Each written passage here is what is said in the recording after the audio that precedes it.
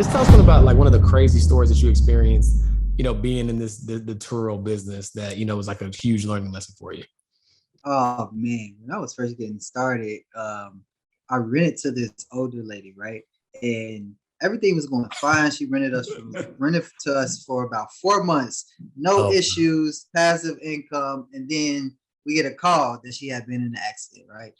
So instead of literally, waiting for the cops to come and things of that nature to get the insurance info, yada yada, she actually did that, but then she drove the car because it was still drivable. She drove it like in front of some random spot and just left it.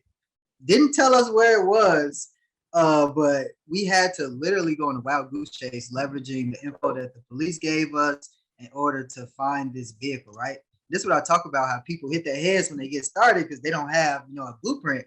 I should have had a GPS tracker in that vehicle, but I didn't even know that was a thing at the time. Now I mhm. do, right? So now, in a now it's just a matter of going on the app and finding the location of the vehicle.